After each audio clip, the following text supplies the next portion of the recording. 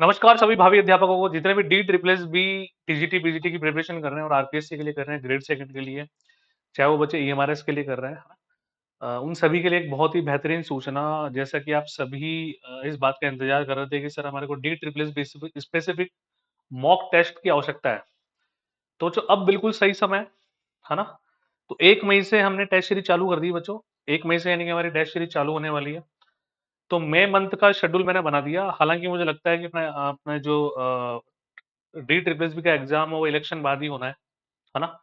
तो अपने पास है अभी 2 ढाई 3 महीने का टाइम है, आराम से, कोई दिक्कत वाली बात नहीं है। लेकिन ये बिल्कुल सही समय है कि हम हमारी प्रैक्टिस करें, है ना।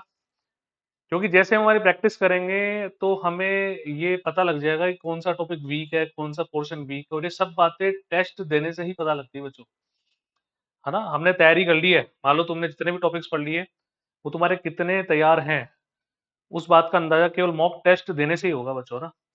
तो बिल्कुल साइकोलॉजी वाइज हमने टेस्ट सेट किए हैं। मई में हमने थोड़े कम टेस्ट रखे हैं, फिर जून में फ्रीक्वेंसी अपन बढ़ा देंगे। जैसे एग्जाम डेट हमारे पास आ जाएगी तो हम डेली के टेस्ट करेंगे, डेली के एनालिसिस करेंगे। ये मैं आपको बता दूं बच्चों कि हर टॉपिक वाइज जो हम टेस्ट ले रहे हैं, टॉपिक वाइज जो हम टेस्ट लेंगे, उसमें 100 क्वेश्चन होंगे उस टॉपिक के, जिसमें सारा पोर्शन कवर हो रहा होगा, चाहे वो 9 10 से लेकर 11 12 से लेकर ग्रेजुएशन तक का, है ना। उसमें कोई दिक्कत वाली बात नहीं है, सारे टॉपिक होंगे। तो मैं एक बार तुम्हें शेड्यूल थोड़ा बता देता हूँ, फिर इस टेस्ट के बारे में तुम और बताता हूँ, है ना। तो बच्चों ध्यान से देखो, 1 मई से हमारा स्टार्ट होगा, बुधवार से श्री गणेश अपन करेंगे। 1 मई को जो हमारा टॉपिक है वो होगा ट्राइग्नोमेट्री, है ना। त्रिकोणमिति के 100 बेहतरीन सवाल, जिसमें ratio, identities, angle based question, trigonometric equation के क्वेश्चन, प्रॉपर्टीज ऑफ ट्रायंगल्स के क्वेश्चन, हाइट एंड डिस्टेंस के क्वेश्चन, इनवर्स ट्रिग्नोमेट्री, जो भी एग्जाम स्पेसिफिक बेहतरीन क्वेश्चन है, इजी, मॉडरेट, टफ, सारे तरह के क्वेश्चन, मतलब, है ना, कि हम हर तरह के क्वेश्चन कवर कर रहे होंगे।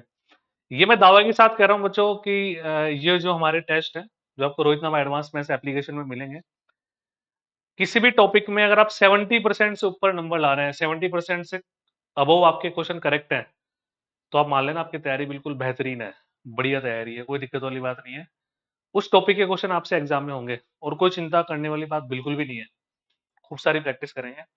और डिटेल सॉल्यूशन वाली जो एनालिसिस क्लास है वो बहुत ज्यादा इंपॉर्टेंट है, उसमें अपन हर तरह की बात कर रहे होंगे, बिल्कुल आराम आराम से। हाँ, और एक्चुअली क्या है कि हाँ, इसमें इस तरह से भी हो सकता है सर, इस तरह से भी हो सकता था। कॉन्वर्जेशन अपन आराम से करेंगे कमेंट्स के माध्यम से, है ना। और बढ़िया बात यह है कि बच्चों, आपको टाइम मैनेजमेंट में मैं बताऊंगा कि इस तरह के क्वेश्चन में आपको ये स्ट्राइक होना चाहिए था, अगर वो नहीं हो रहा तो अब दोबारा पढ़ो टॉपिक, मेरे से टाइम लो, एप्लीकेशन में देखो, तुम्हारे बैच में जाके देखो कि वो सेशन कब हुआ था, तुम्हारे पास इंडेक्स बना हुआ होगा, उसको दोबारा पढ़ो। कोई दिक्कत है किसी दूसरे बैच में पढ़ो, है ना। हर तरह से हेल्प होगी, कोई दिक्कत वाली बात नहीं है। तो आप समझे, 1 मई से आपका क्रैश कोर्स का एक और बैच स्टार्ट है, क्योंकि हम उन 100 क्वेश्चन का एनालिसिस करेंगे, तो बहुत बड़ी बात है बच्चों, है ना। एनालिसिस ज्यादा इंपॉर्टेंट है, फिर उस तरह के एरर दोबारा उस तरह के क्वेश्चन में कभी नहीं आनी चाहिए ना। फिर बच्चों 5 मई को होगा सर, देखो 1 मई को हमने ट्राइग्नोमेट्री पढ़ ली, 2 मई को उसका एनालिसिस कर लिया प्रॉपर। फिर आराम से 3 4 2 दिन का टाइम होगा तुम्हारे पास कॉम्प्लेक्स नंबर के लिए। ये 2 दिन का टाइम इसलिए क्योंकि अभी तुम्हारे बैचेस में कोर्स कंप्लीट नहीं है।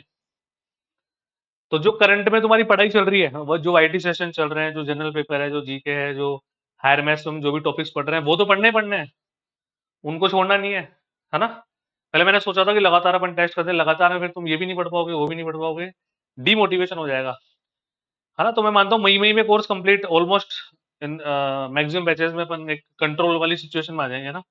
फिर 2 दिन का टाइम है, तुम्हारे बैच में जो भी चल रहा है उसको आप पढ़ो आराम से, लेकिन इस टेस्ट की प्रिपरेशन भी तुम्हें करनी है। फिर हम कॉम्प्लेक्स नंबर पढ़ेंगे, फिर उसका 6 तारीख को एनालिसिस करेंगे, फिर हम 9 मई को सेट इल्यूशन पढ़ेंगे, फिर 10 मई को उसका एनालिसिस करेंगे, 12 मई को संडे फंक्शन का टेस्ट करेंगे अपन बढ़िया तरीके से, 13 को उसका एनालिसिस करेंगे, 15 को फुल मॉक टेस्ट होगा बच्चों एक, है ना। मई में मैंने 2 फुल मॉक टेस्ट रखे हैं, 15 को और एक लास्ट में, है ना। जून में मॉक टेस्ट की फ्रीक्वेंसी अपन बढ़ा देंगे, कम से कम 10 मॉक टेस्ट अपन करेंगे फुल। वो डिपेंड्स ऑन एग्जाम डेट आगे तो अपन ज्यादा करेंगे फिर, है ना। 20+ मॉक टेस्ट हमें पूरे करना है। 15 मई को पूरा मॉक टेस्ट होगा, जिसमें सारा वही शुरू में मैंने क्या सोचा है कि अपन 60% graduation portion full mock test में, 40 11 12, है ना। एक मॉक टेस्ट आपका होगा इसमें 90% ग्रेजुएशन, 10% 11 12। एक टेस्ट फुल मॉक टेस्ट आपका ऐसा होगा उसमें 90% 11 12, 10% ग्रेजुएशन। एक ऐसा होगा उसमें 50% ग्रेजुएशन, 50% 11th-12th, मतलब हर तरीके से हमें तैयार होना है ना? किसी भी तरीके का, किसी भी पैटर्न का आ जाए, हम आराम से झेल पाएँगे उसको, है ना? फिर उसके बाद 19 मई को संडे को आपको परम्यूटेशन कॉम्बिनेशन का टेस्ट होगा, 20 को उसका एनालिसिस होगा, 22 मई को मैट्रिक्स, नेक्स्ट डे उसका एनालिसिस, 27 को कन्वर्जेंट डाइवर्जेंट, है ना? पूरा ग्रेजुएशन वाला टॉपिक है रियल वाला, 28 को उसका एनालिसिस, 30 मई को full mock test again after 15 days, यानी कि मई में फुल 2 मॉक टेस्ट है, बाकी टॉपिक वाइज टेस्ट है। 31 मई को उसका एनालिसिस हो जाएगा, है ना? फिर जून का डेट के हिसाब से अपन एक और कैलेंडर जारी करेंगे। तो आशा करता हूँ सभी ने परचेज कर ली होगी। और बच्चों एक रिक्वेस्ट है तुम सभी से, अपनी टेस्ट सीरीज के बारे में आप सभी को बताओ, है ना? कहीं से पढ़ रहा हो कोई फर्क नहीं पड़ता ना, क्योंकि जितने ज्यादा बच्चे एक साथ टेस्ट देंगे तो उसमें मैं तुम्हें बता पाऊंगा कि हाँ इतने बच्चों में तुम यहाँ स्टैंड कर रहे हो। Got it? तो बहुत ही बढ़िया रहेगा बच्चों। तो मिलते हैं अपन 1 तारीख से, फिर है ना टेस्ट देंगे अपन। कोई भी दिक्कत हो, मेरे नंबर सबके पास है, एक ऑनलाइन में हेल्पलाइन नंबर तुम्हारे सबके पास है, 9216374634। तो आप इसी यूट्यूब सेशन के डिस्क्रिप्शन में इसको परचेज करने का लिंक भी है, वहां से डायरेक्ट परचेज कर सकते हैं। रोहित नामा एडवांस में इस नाम से एप्लीकेशन है, इसको डाउनलोड कर लें, वहां पे भी आपको कोर्स मिल जाएगा, डायरेक्ट एप्लीकेशन से परचेज करना होगा। ठीक है, तो ऑल दी बेस्ट बच्चों, रेडी होना सारे के सारे। तो कमेंट सेक्शन में कमेंट कर दो कि सर हम सिलेक्ट देंगे, है ना? जितने बच्चे वीडियो देखेंगे वो सारे के सारे कमेंट सेक्शन में कमेंट करेंगे, और सारे के सारे शेयर भी करेंगे, है ना? ताकि हम मैक्सिमम बच्चों तक पहुंचे और मैक्सिमम बच्चों में हम रैंक निकाल पाए। फिर मैं तुम्हें बता दूंगा बच्चों, मतलब कि ये मॉक टेस्ट होते कि सिलेक्शन यस और नो, है ना? तो अब तैयारी पे लग जाओ तुम, जिन्होंने परचेज कर लिया, जिन्होंने नहीं किया वो परचेज करो। 1 मई को ट्रिग्नोमेट्री का टेस्ट होगा, फिर 2 मई को पिटाई होगी तुम्हारी एनालिसिस में, ध्यान रखना।